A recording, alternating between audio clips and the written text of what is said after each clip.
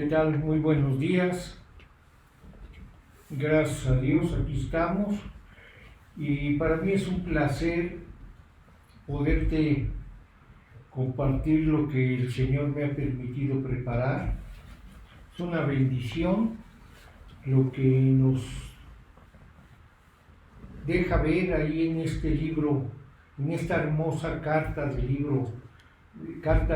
Pablo a los Gálatas.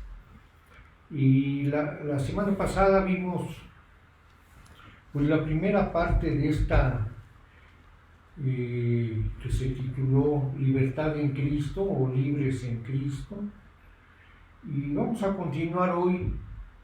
Y yo espero que no se te olvide lo que vemos la semana anterior, que a lo menos te dure una semana para poder atar cabos con lo que vamos a ver el día de hoy. Vamos a pedirle al Señor el favor de su gracia para que nos permita estar en corazón, atentos, dispuestos y agradecidos por lo que nos deja ver. Vamos a orar. Amado Padre, bendito Señor y Dios, te damos muchas gracias por este día, gracias por esta hermosa oportunidad que nos permites de compartir y recibir esta enseñanza. Gracias Dios por todo lo que tú le dejaste ver, no solo a Pablo, a todos los creyentes. Y qué importante, Señor, es que podamos profundizar. Permítenos, Señor, ser pastoreados, ser guiados por la mano hermosa de nuestro Señor Jesucristo, y que tú puedas quitar toda duda de nuestro corazón. Enséñanos a confiar en ti para que tú puedas hacer tu voluntad en nuestras vidas. Por Cristo Jesús nuestro Señor te lo pedimos, para gloria tuya, Padre. Amén.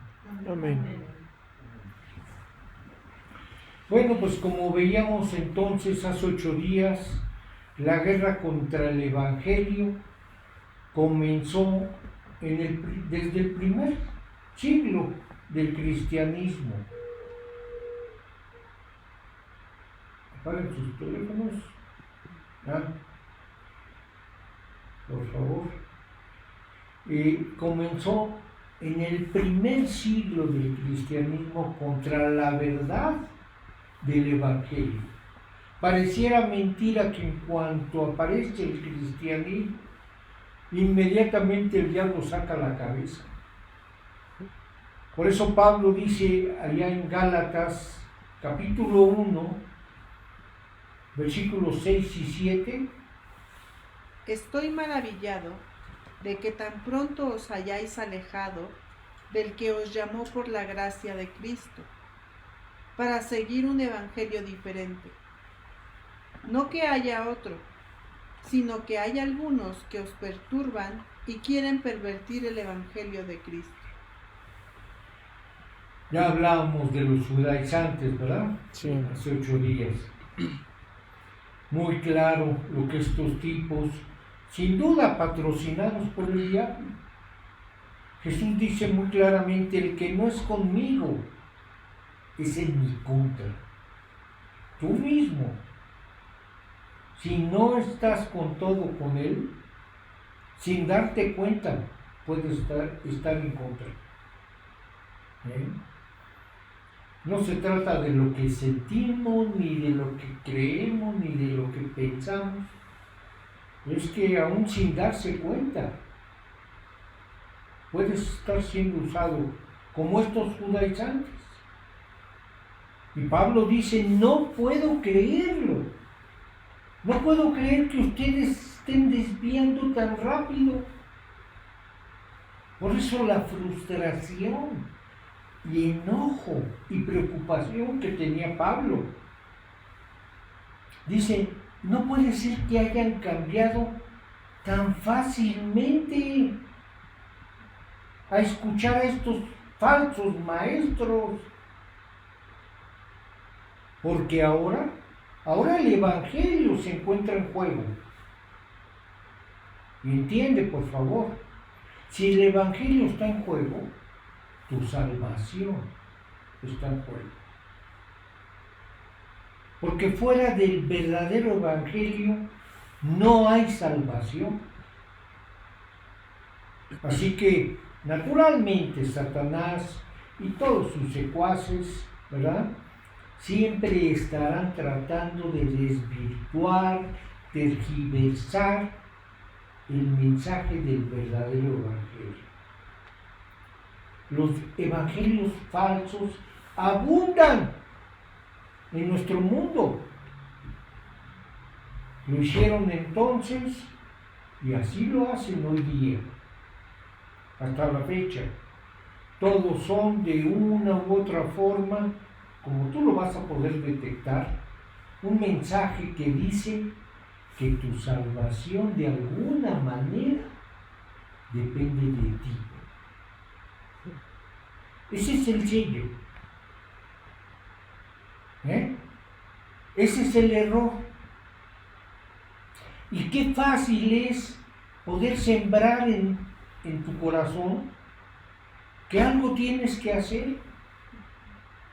Yo recuerdo una ocasión que tuvimos un problema fuertísimo en la familia.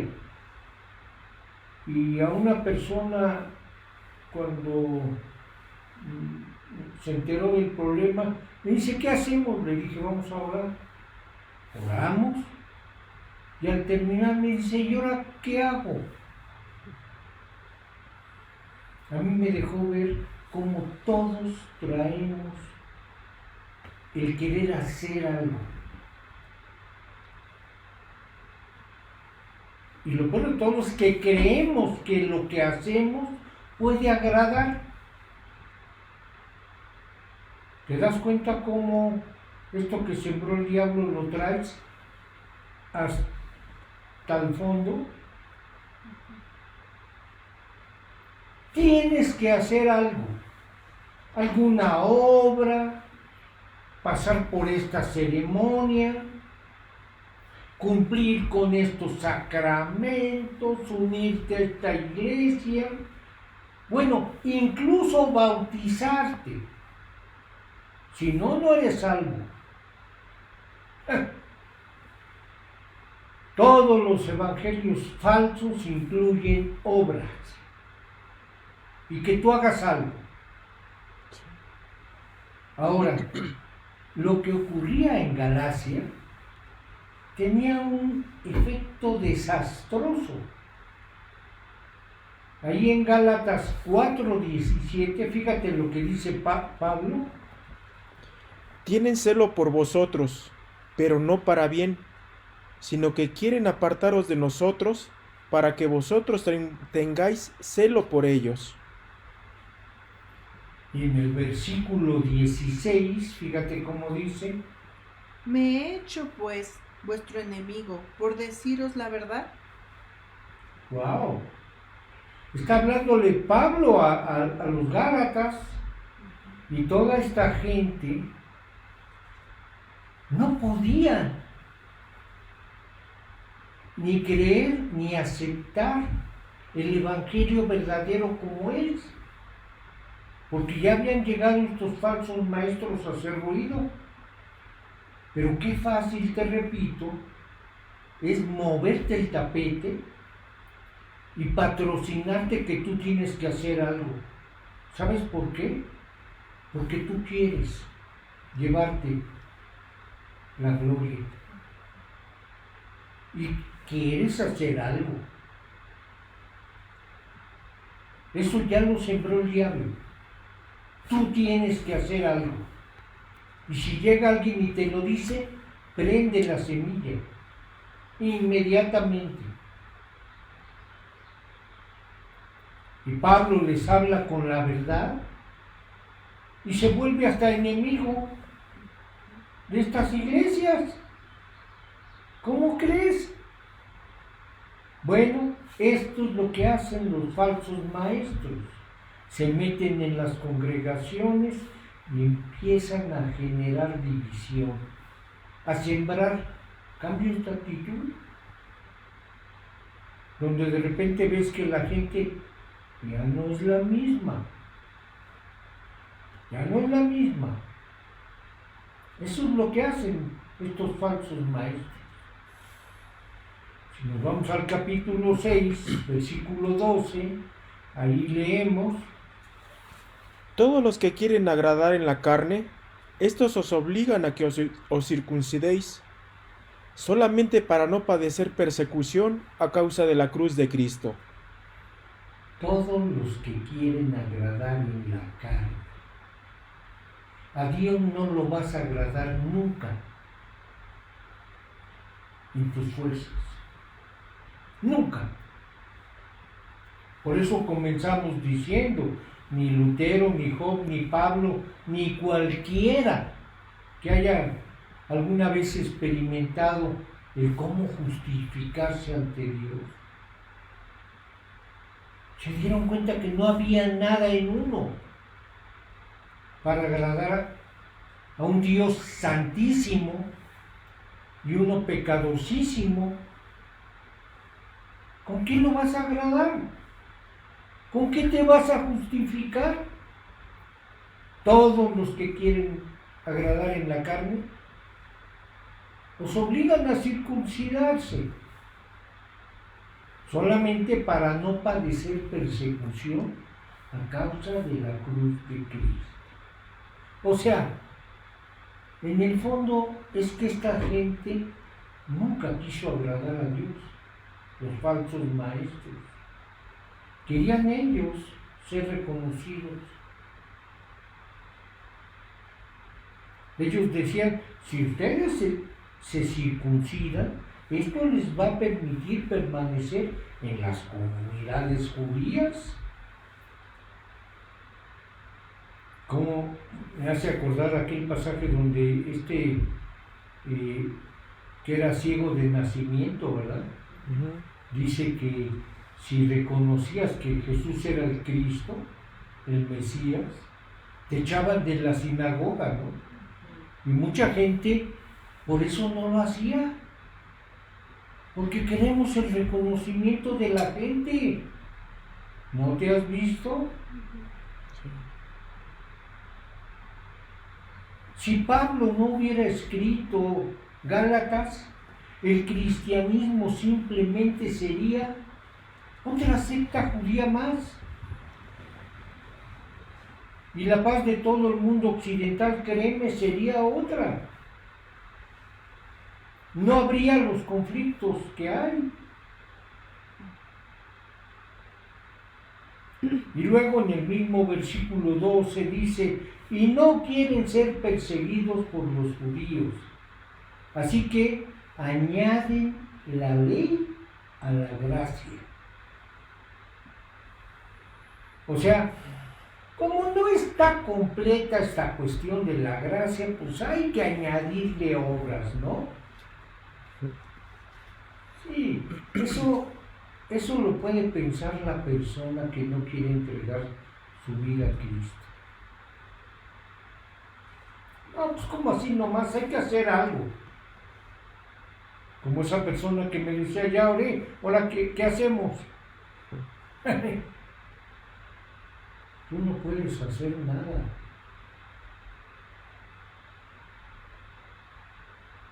No podemos hacer nada. El que hizo todo fue Dios. Esto cuesta entenderlo, ¿eh? Hay gente que se resiste a creerlo. Y bueno, también en Gálatas 6:13 dice, porque ni aun los mismos que se circuncidan guardan la ley, pero quieren que vosotros os circuncidéis para gloriarse en vuestra carne. ¿Te das cuenta? ¿Para qué lo hacen? Para ellos gloriarse, ¿verdad? Sí. Ah, ya logré convencerte, puntos para mí, ¿no? Ese era parte de su éxito. No se daban cuenta cómo servían al diablo. Ahora, para que Pablo cause un impacto significativo en la iglesia, en su defensa, primero él va a tener que defender su autoridad. ¿Sí? Y lo hace en los primeros 2 capítulos de Gálatas. Ya luego va a tener que defender su mensaje. Tengan en cuenta que aún no estaba escrito el Nuevo Testamento. No había un libro al que pudieras acudir a medir al maestro, ¿no? Hoy en día te aseguro que si tú juntas 10 maestros cristianos y les preguntas, oye, ¿tú predicas el Evangelio? Los 10 te van a decir, claro que sí, yo predico el Evangelio. Pero ¿y si comparas lo que los 10 enseñan? Muchas veces será totalmente opuesto. Por eso a mí me admira gente que dice, no, pues si ya no me gusta venir hasta acá, yo me voy a otra. Tú puedes ser lo que quieras, pero ¿tú crees que el ciego va a saber cuál fue la iglesia que en el amor de Dios Él escogió para que tú lo recibieras y crecieras para su gloria, no para tu comodidad? Te puedes meter en la que quieras, te puedes confundir en la que quieras, puedes hacer lo que quieras. Ya lo hiciste ¿cuántos años? Todos, ¿no? Sí.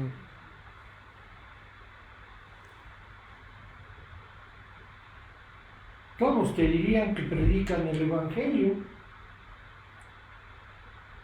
Así que entonces, si alguien viene predicando y enseñando, te pregunto, ¿cómo sabes si es la verdad o no? ¿Cuánta gente toma su vida en sus manos? Me voy para esta otra, y me voy para acá y me voy para allá, me voy a Japón y allá hago lo que quiera, me voy a... Haz lo que quieras. Tú no naciste el día que quisiste, ¿o sí? No. ¿En la colonia que quisiste? ¿Con los padres que tú escogiste? No. ¿Por qué crees que Dios no lo dejó en tu mano?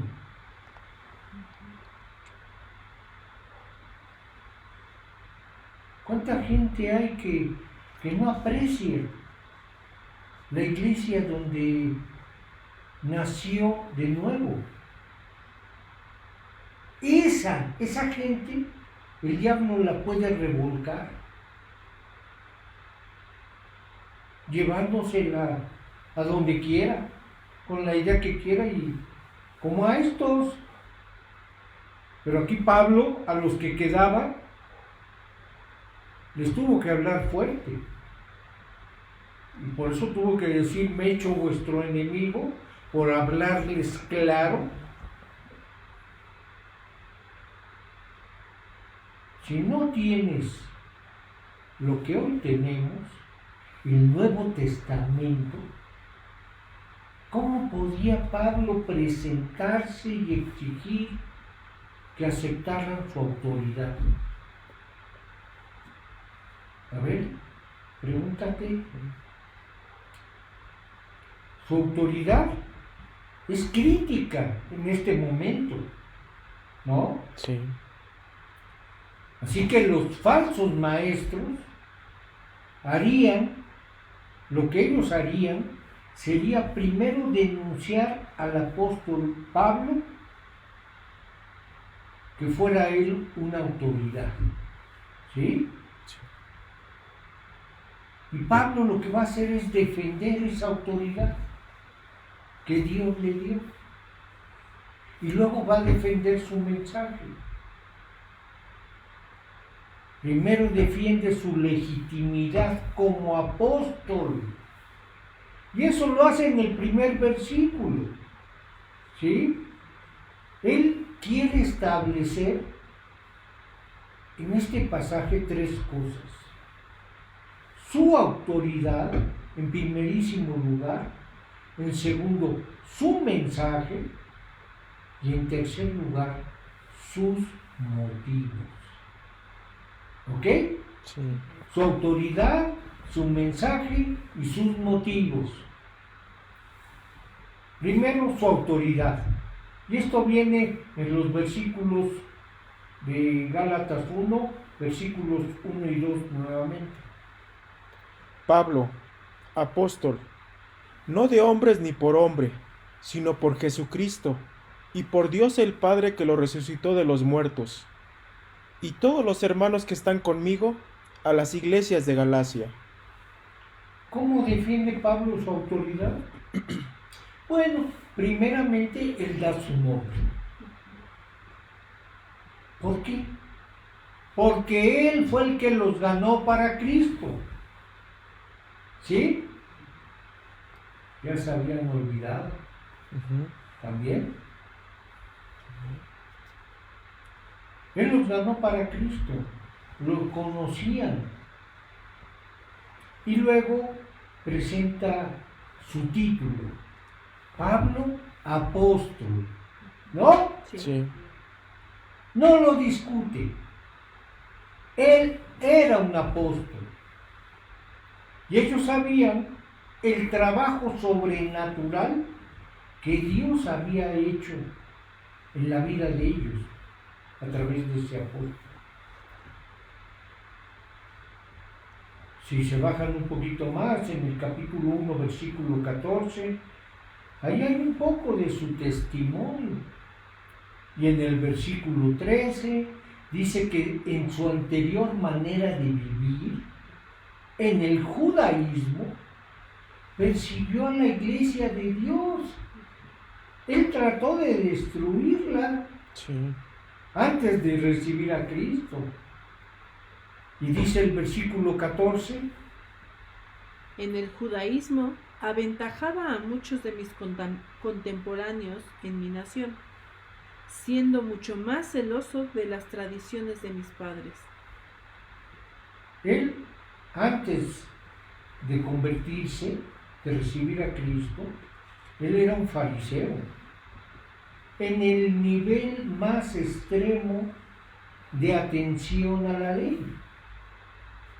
Y luego en los versículos del 15 al 18, observen.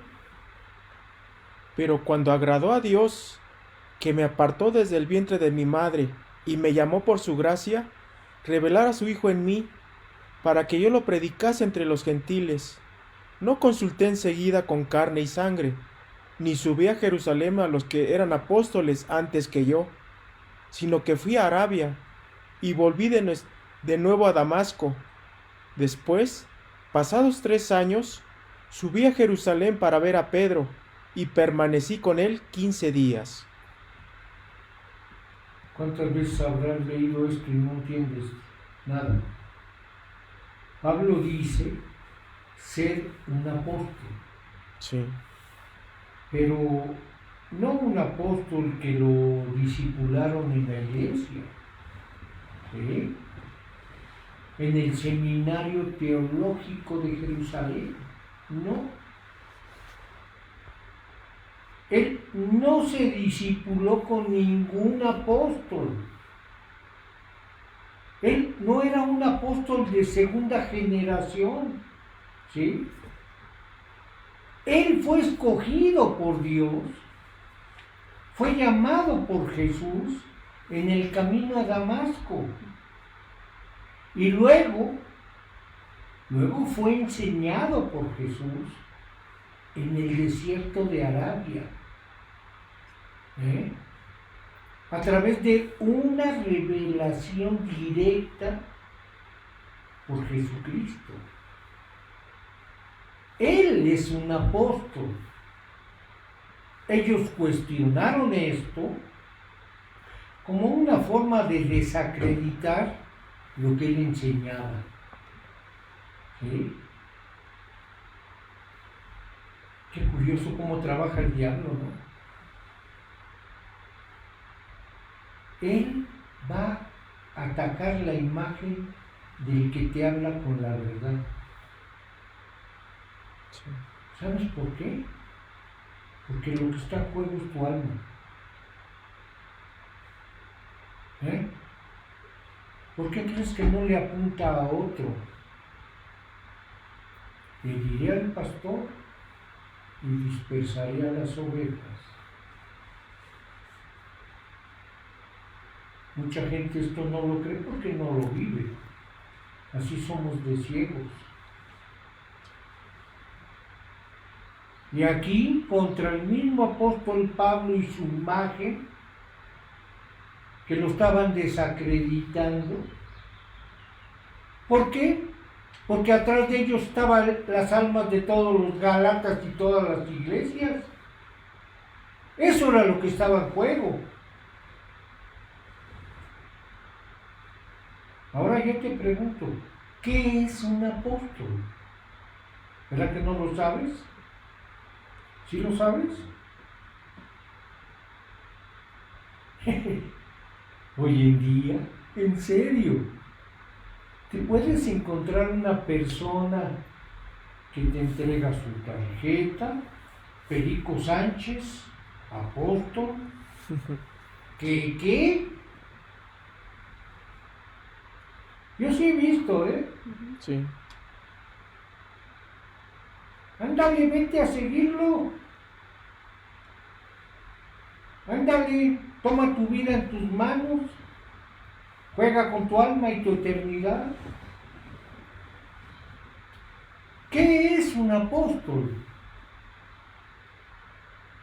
Bueno, la palabra apóstol básicamente significa mensajero.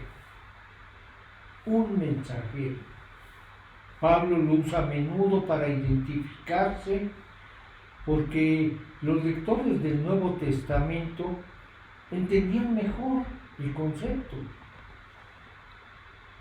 La palabra significa embajador, mensajero, término muy familiar para los judíos como para los gentiles. Se refería a algún emisario, ¿sí? Sí. Que un monarca podía enviar para actuar a nombre de. ¿Captas? Sí. Y Jesús escogió 12 apóstoles, solo 12, de entre todos sus discípulos. Dice en Lucas 6:13, y cuando era de día, llamó a sus discípulos y escogió a 12 de ellos, a los cuales también llamó apóstoles. ¿qué pasó? ¿Ok? Había 12 apóstoles. Uno lo perdimos por traidor e incrédulo, ¿verdad? Ujú. Él también tenía oyentes, ¿no? Sí. A Judas. Y su lugar, cuando fue y se ahorcó, se suicidó, su lugar lo ocupó y fue tomado por un hombre llamado Matías, ¿no? Sí.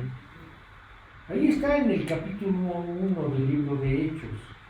Y bueno, pues ya luego nuevamente ya eran 12 y luego se añadió uno más, el apóstol Pablo. El apóstol fuera de tiempo. Por eso él se autonombraba como un abortivo, Sí. porque estaba fuera de tiempo. Indigno, él se sentía, ¿sí? Porque él fue un perseguidor de la iglesia, trató de destruirla. Claro, fue en su ignorancia antes de que el Señor se le apareciera y lo llamara. Pero algo que tienes que entender es que no existe tal cosa como la sucesión apostólica. No existe. Es una aberración. Otra de tantas que el hombre inventa. Ellos fueron escogidos personalmente por Jesucristo. Y era algo que era requisito indispensable. Ojo, hay dos requisitos.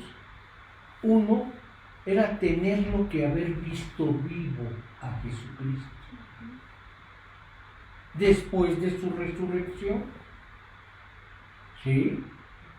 Ahora, la gente cuestiona a Pablo sobre esto. Pero Pablo sí lo vio vivo después de su resurrección. Sí. Por eso es fuera de tiempo, porque no lo conoció en vida, digamos, antes de morir, antes de ser crucificado, como los otros 12, ¿no? Pero sí lo vio vivo porque estaba resucitado. Entonces, y si se le aparece Jesucristo resucitado a Pablo, ¿a ti cuándo? A todos esos de tarjetita de Pancho Pericles, ¿dónde se les apareció? Qué fácil mandas a hacer tus tarjetas y ya estuvo, ¿no? Entonces un apóstol debía ser un testigo ocular de la resurrección de Jesucristo. Ese era requisito indispensable. Y yo espero que esto te quede claro. Si no quieres ser tropezado, creyéndole a cualquiera. Hay dos requisitos para ser apóstol. Y dos requisitos que ya no se pueden cumplir. El primero, te repito, uno que haya sido llamado directamente por Jesucristo al apostolado. Y el segundo, que lo haya visto resucitado. ¿Sí? Sí. Estas dos son las marcas esenciales de un apóstol. Lo demás, no acepte imitaciones.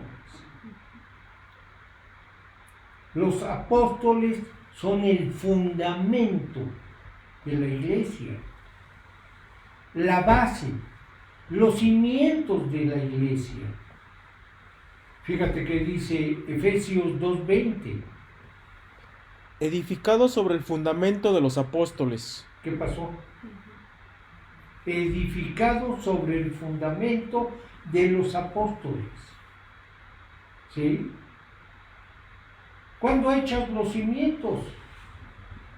Al principio. ¿Por qué empiezas por arriba? No. Bueno.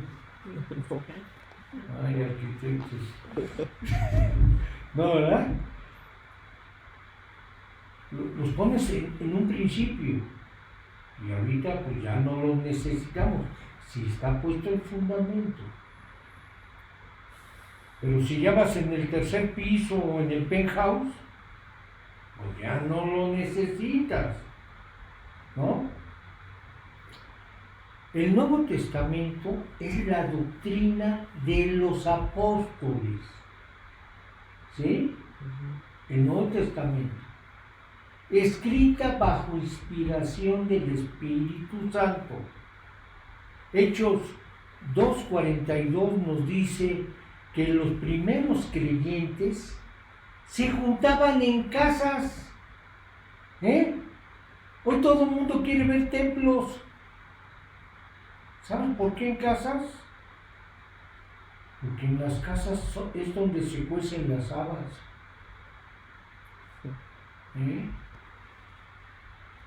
Yo quiero ver cuántos siguen predicando en casas, para que conozcan la vida de los que predican, si no la ha deshecho el diablo. Se juntaban en las casas para estudiar la doctrina de los apóstoles. La última vez que los apóstoles se reunieron está registrada en el capítulo 15 del libro de Hechos, y fue el llamado Concilio de Jerusalén. Y después de esto desaparecen los registros de la historia. Los apóstoles se fueron, con excepción de Pablo, que permanece hasta final del libro de Hechos, pero llega el momento en que también él mismo hace entrega a los pastores, a los evangelistas, a los maestros, pero ya no son apóstoles. ¿Captas? Y entonces tomar y usar para una persona el término apóstol es confundir la singularidad del llamado apostólico por Dios. ¿Captas? Sí. Que nuestro Señor Jesucristo le dio exclusivamente a 13 hombres, a través de los cuales se escribió el Nuevo Testamento. ¿Sí? Entonces, Pablo ya se los había dicho, les había explicado estas cosas, no tenía que defenderlo, solo tenía que decir: Pablo, apóstol. Punto. ¿No? Sí. O sea, perdóname, modestia aparte, autoridad puesta por Dios. ¿Sí? Soy un apóstol y mi apostolado no viene de hombres ni de hombres. Así inicia la carta, ¿verdad? Sino mi apostolado viene por Jesucristo y Dios el Padre, que lo resucitó de los muertos. Así que pasa de su título a defender la legitimidad de su título. ¿Sí? Y ahora pasa a su comisión. ¿Qué le encomendaron a Pablo? Obviamente los falsos maestros decían: Pablo, tú no tienes autoridad. Oigan, no escuchen el mensaje de Pablo. No te digo que normalmente esto viene del diablo. Sí. Para confundirte, para que no te salves. Eso es lo que hace el diablo.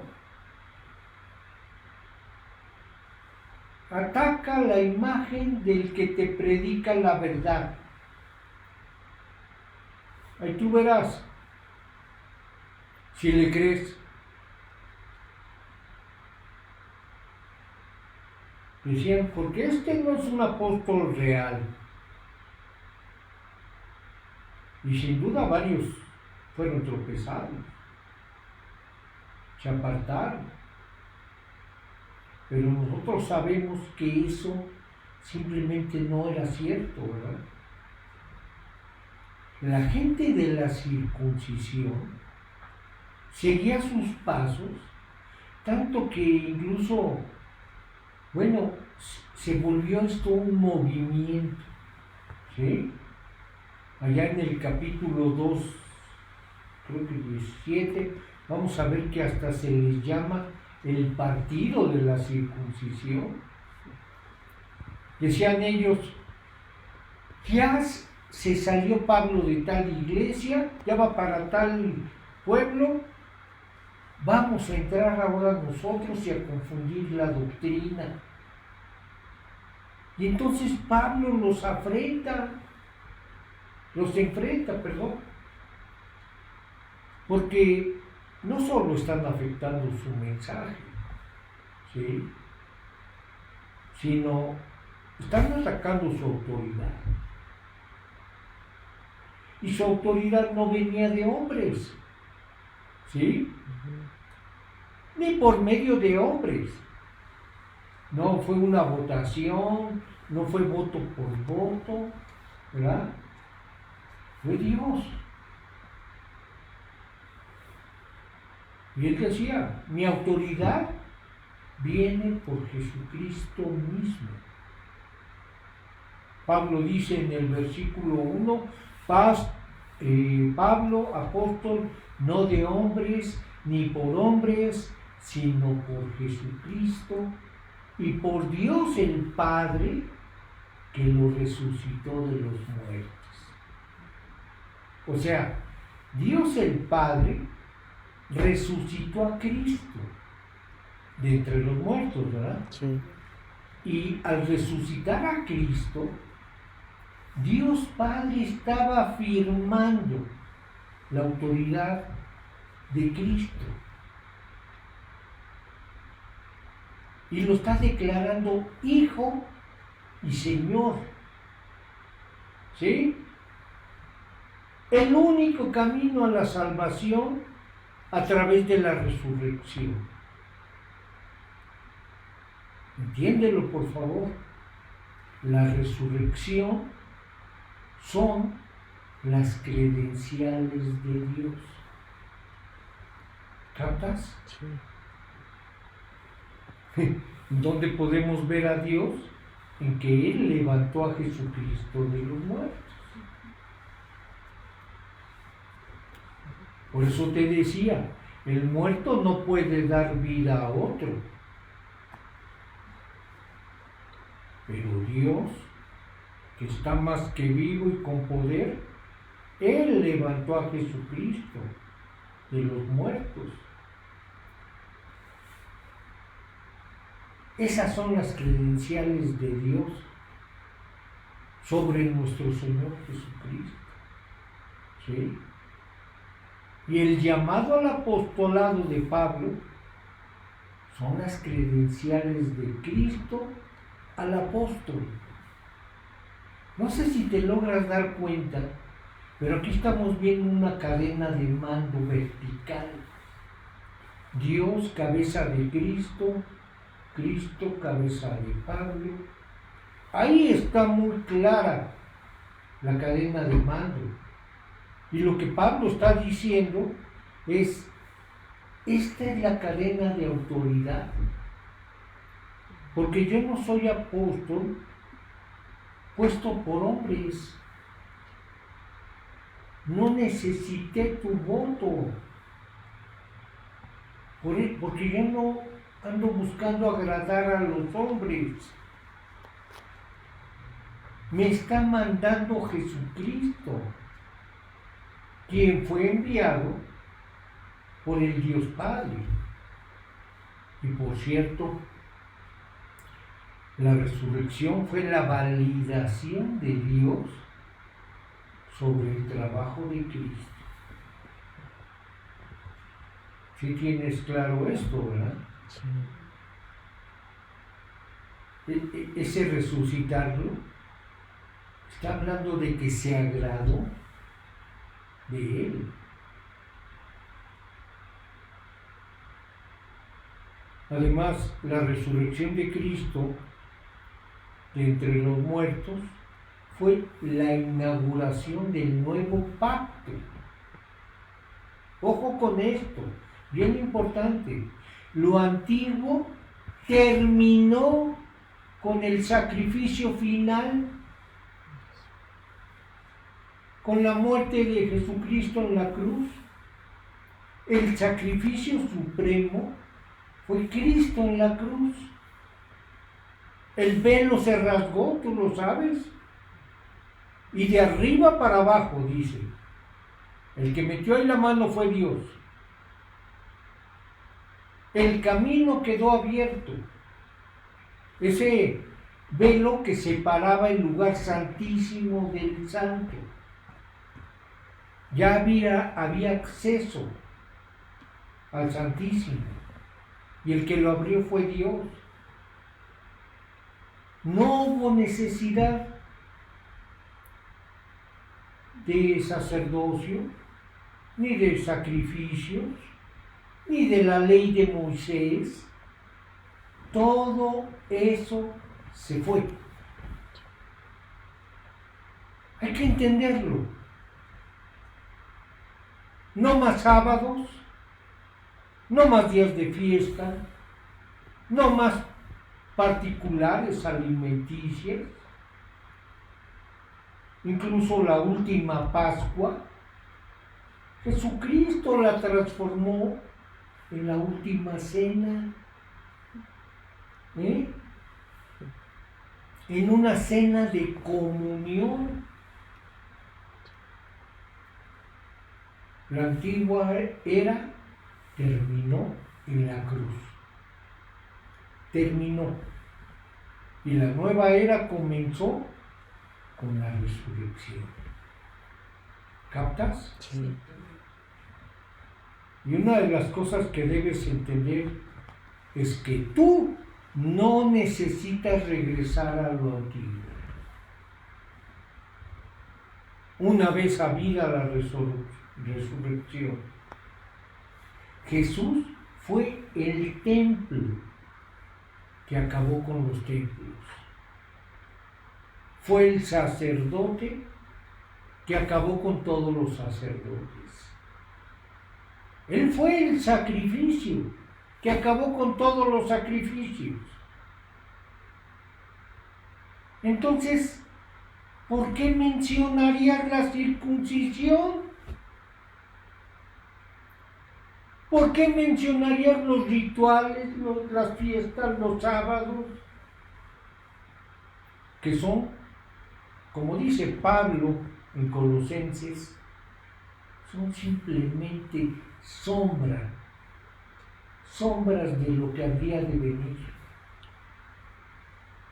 Pero Cristo es la realidad. Así que no necesitamos ninguna de esas cosas.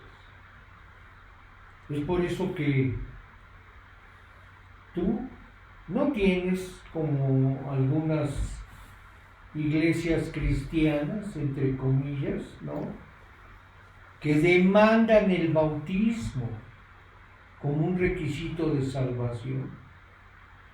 Es más, mucha gente cristiana corre a quererse bautizar sin haber recibido a Cristo como Señor. ¿Te das cuenta cómo nos importa el ritual? Lo visible. Lo importante es la transformación interna. ¿Ya es Cristo tu Señor? Si no, no busques bautismo. No busques más engaño.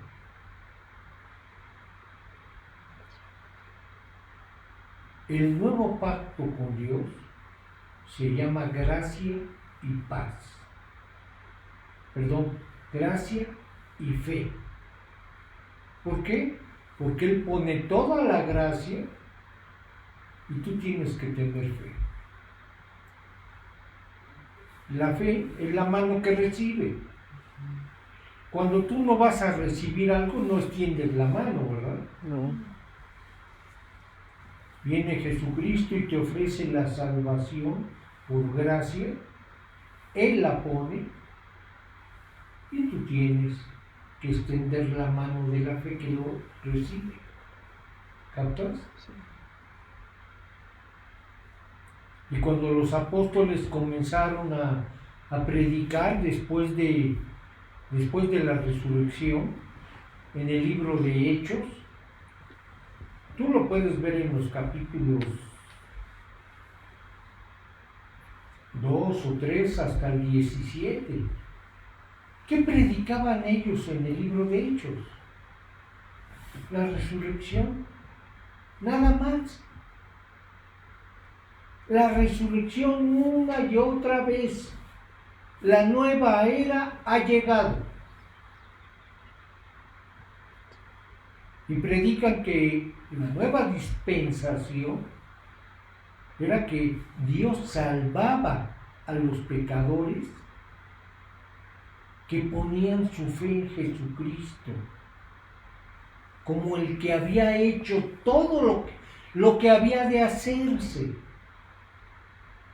por nosotros, los pecadores.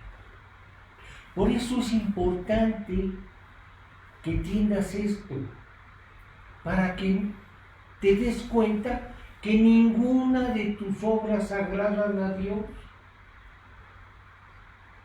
Porque si tú ahí en el fondo piensas que tu linda sonrisa lo tiene cautivado, pues te vas a llevar una sorpresa muy desagradable. Somos pecadores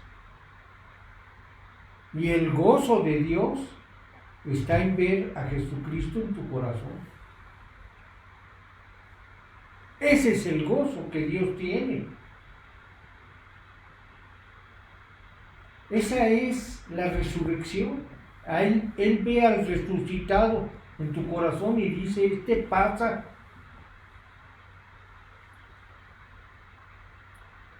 Dios salvaba a los pecadores que creían en Jesucristo y en lo que Él hizo por ellos.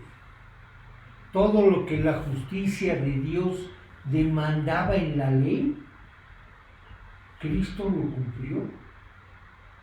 Tú sabes que Él decía, y esto lo hizo, se cumplió para que lo que estaba escrito, ¿no? Ahí en el libro de Mateo, el Evangelio de Mateo, vas a encontrar esta frase innumerables veces. Y esto que estaba profetizado, Él lo cumplió. El Evangelio de Mateo es el Evangelio a los judíos, para que ellos vieran que lo que estaba mandado en la ley, Él lo cumplió. Todo lo que Dios demandaba, lo cumplió Cristo por ti. Y te lo regala. Si tú realmente te confiesas delante de Dios como un pecador, como alguien que no tiene nada que presentar a su favor, más que Cristo, que es el que agrada a Dios. ¿Te acuerdas esa voz que apareció? Este es mi Hijo amado, en quien tengo complacencia. En este sí me gozo. Cristo es el Hijo de Dios. ¿Cómo lo sabemos? Porque Dios los resucitó de los muertos, ¿no? Esa fue la indicación de que Dios estuvo satisfecho con la paga que Jesucristo hizo por el pecado. Él logró la redención de su pueblo y este es el mensaje que tenemos que predicar, la resurrección. La resurrección señala el comienzo de esta nueva era. Entonces, ¿por qué volverías a lo antiguo? A la circuncisión, te pregunto, ¿por qué? ¿Vas a despreciar el nuevo pacto? ¿El sacrificio de Jesucristo? Dice Dios que el que lo hace pisotea la sangre de Cristo.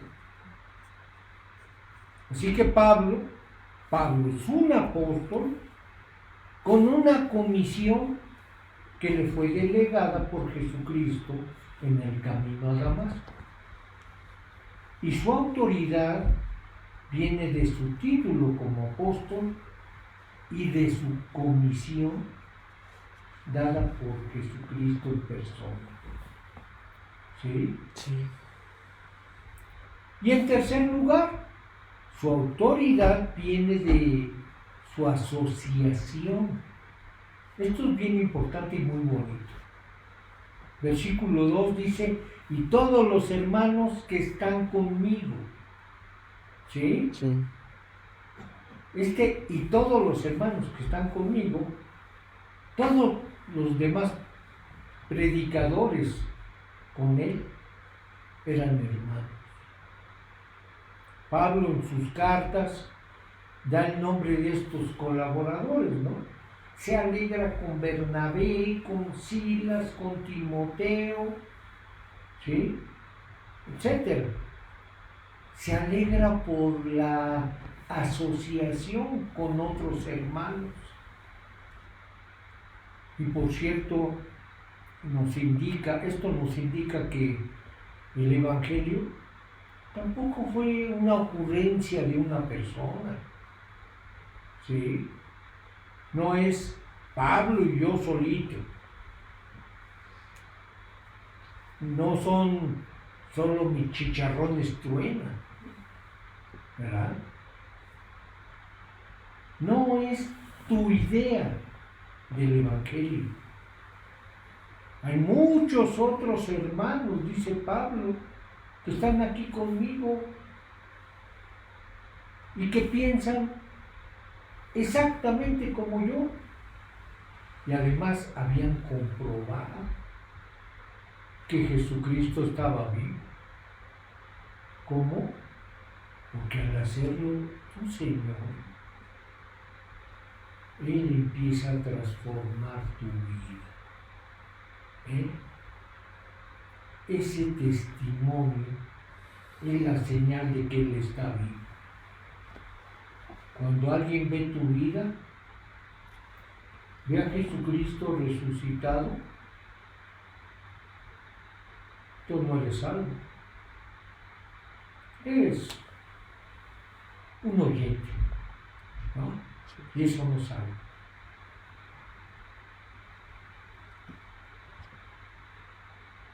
El Evangelio y el de todos mis colaboradores, decía Pablo, no incluye todo el judaísmo que ustedes están queriendo añadirle al Evangelio.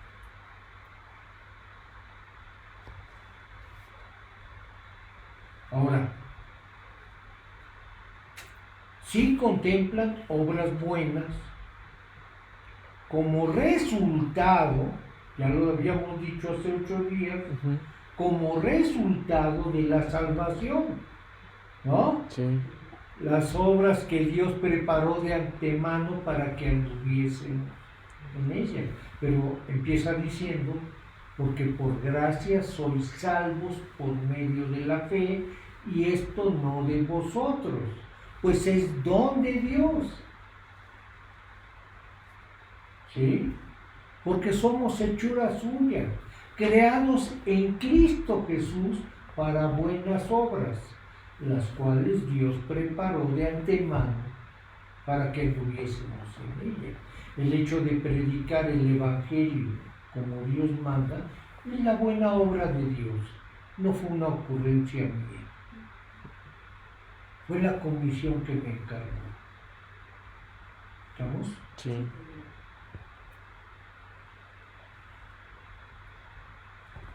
Espero que esto nos quede muy claro. Pero esas buenas obras no son requisito para tu salvación. Así que aguas. Por eso es preferible decirte, deja ahí eso, tranquilo, quieto. Ya sé que traes una religiosidad marca diablo. ¿Verdad?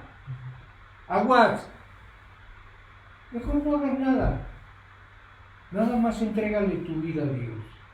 Y el día que lo hagas, sí se te va a poder decir, oye, ¿podrías hacer esto? Y sin duda dirás, con todo gusto. ¿Captas? Sí. ¿Captas la diferencia? Como resultado, las buenas obras son como resultado, y Pablo no está en contra de esas buenas obras. No, él sí está en contra de estas herejías de los falsos maestros que sembraban el engaño, y que además él dice que hay muchos otros hermanos que estaban apoyándolo con la sana doctrina. Y por eso él está enviando esta carta a la iglesia de los Gálatas. Porque Pablo, te repito, él había sembrado esas iglesias, las había ganado para Cristo. Y ver que llegue otro con ideas torcidas y te haga cambiar, claro que duele, ¿no? Sí. Él ganó esas almas en sus 3 viajes misioneros. Ya decíamos en Derbe, en Iconio, en Listra, en Antioquía. Y esta gente, los falsos maestros, nunca debieron haber cuestionado, porque lo que estaban cuestionando fue la autoridad del Padre.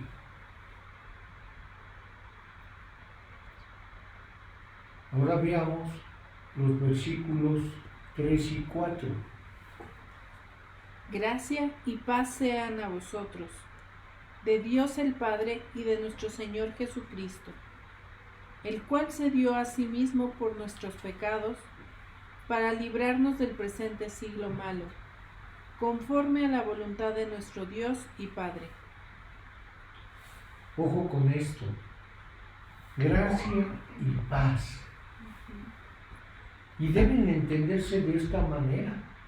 Básicamente, la gracia es la fuente de tu salvación. Y la paz es el resultado de esa salvación. A paz nos llamó Dios. La gracia es la fuente de la salvación y la paz es el resultado de esa salvación que Dios trae en quien lo recibe. ¿Sí? Sí. O dicho de otra manera, la gracia es la suma de todas las bendiciones concedidas por Dios. Y la paz es el disfrute de todas esas bendiciones. Por eso vemos a un Esteban muriendo apedreado, pero con gozo. Él decía, ¿cómo no? Yo sí me voy, con gusto. Y la gente que no ha recibido a Cristo como Señor no entiende esta paz. No la tiene.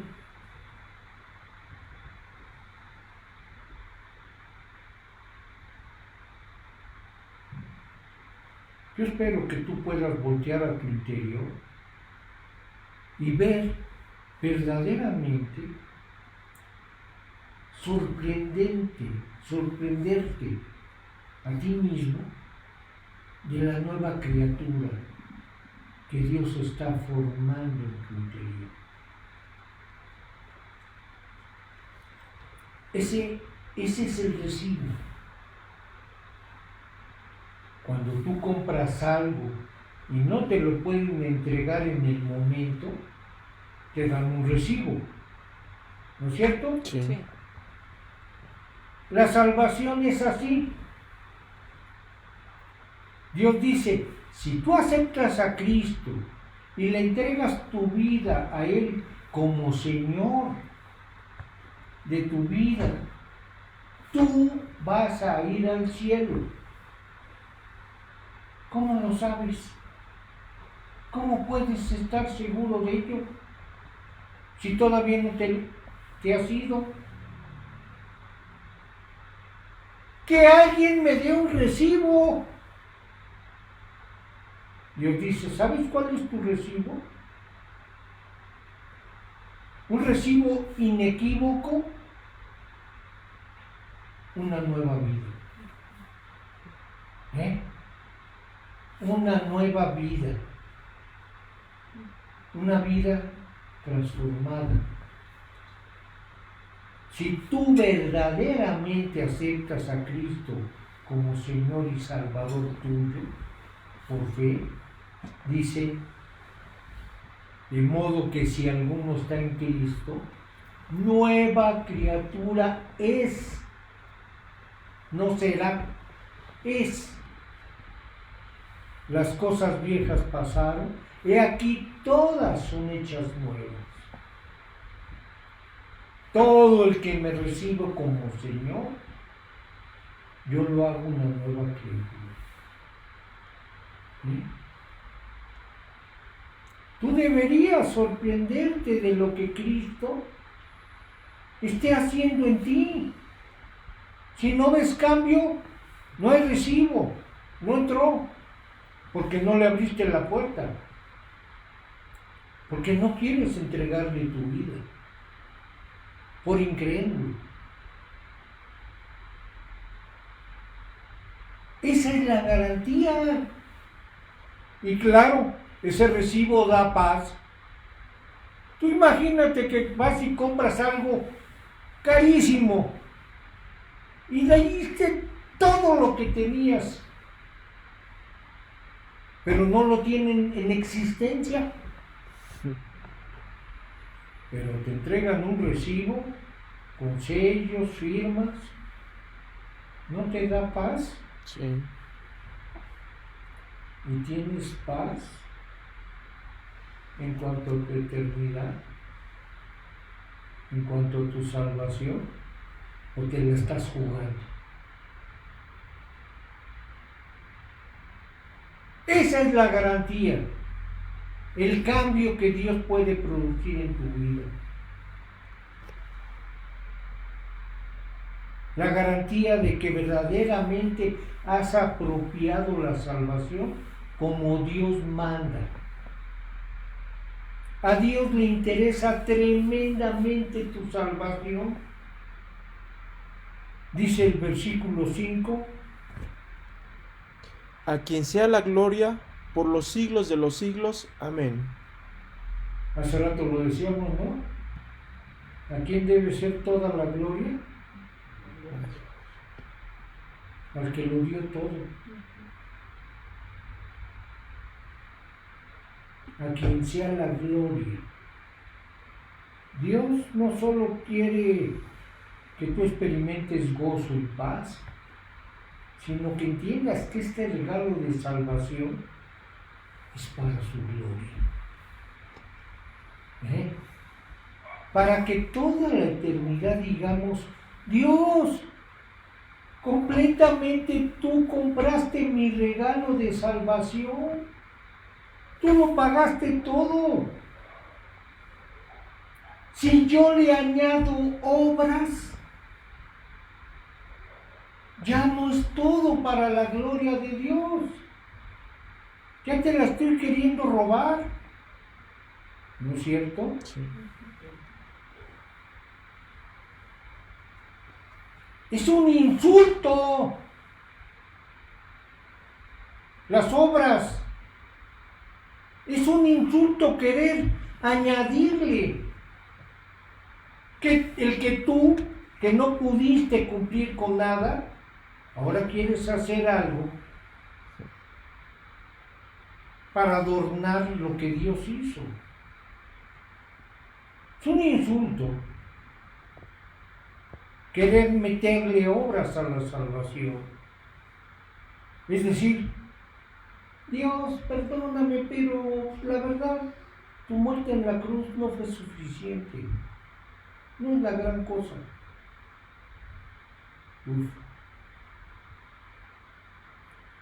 Si hoy alguien llega y te dice, sí, qué bueno que invitaste a Cristo a tu corazón, pero si realmente quieres ser salvo, tienes que hacer esto. Tienes que bautizarte. No confundamos esto con que habrá algunas cosas que en la voluntad de Dios puedas hacer de acuerdo a lo que Él manda, guiándote su espíritu para crecer en tu vida espiritual, pero no para salvar. ¿Ok? Sí. La salvación está exclusivamente limitada a la cruz del Calvario. Por eso Él mismo dice, puestos los ojos en Jesús. ¿Y sabes qué hace el diablo? No, tú puedes hacer algo. Añádele. Porque eso cualquiera da su vida. Ajá. Y por ti se pelean, ¿verdad? Qué barbaridad. Yo espero que el poner tu fe en la sangre de Cristo sea tu tesoro. Que verdaderamente tú sepas lo que pasó en la cruz. Y que tú puedas decir, como el versículo 5, a quien sea la gloria por los siglos de los siglos. Gracias, Padre, porque tú hiciste lo que yo no podía hacer. Y ahora sí vamos a comenzar con la carta a los Gálatas el próximo domingo. Era muy importante que primero entendiéramos el peso de un apóstol, el peso de la doctrina.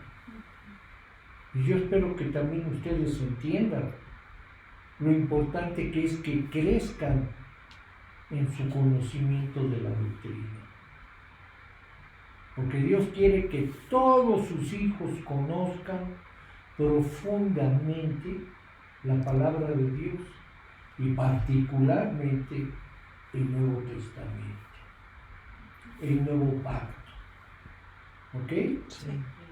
Porque ahí se te va a explicar cómo realmente entender el Antiguo Testamento, para no querer circuncidarse, hacer obras, caer en ritos. ¿Captas? Sí. Si nadie pudo cumplir con la ley excepto Jesucristo, ¿te vas a volver al antiguo pacto?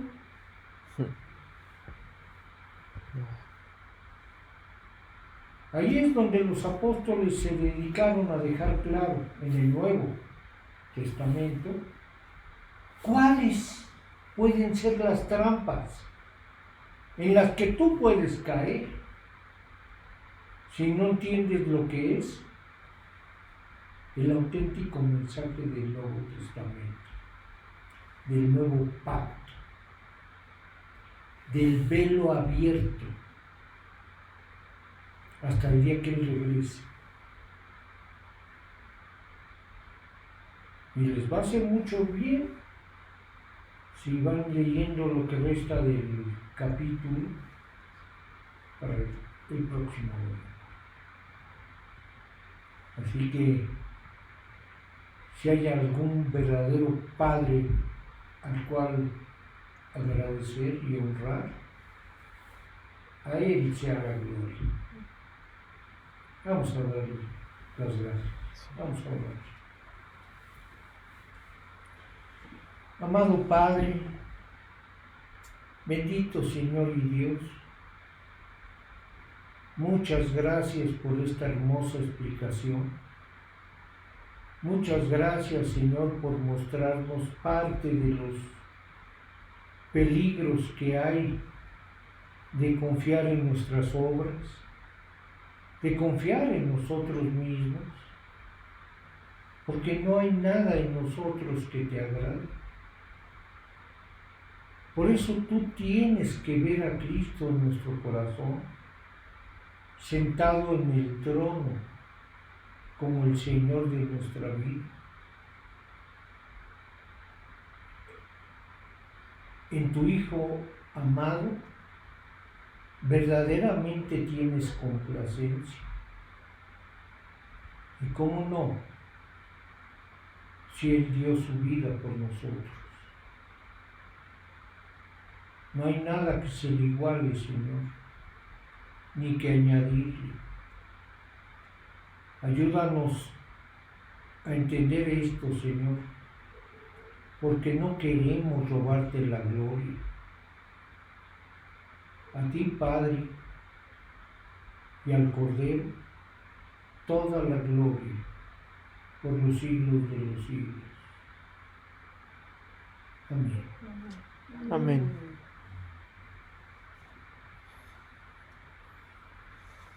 ¿Alguna duda? No. Any question? No. Bueno, pues si Dios quiere, Sí. nos vemos el próximo domingo. Que Dios los bendiga. Gracias. Gracias, pastor.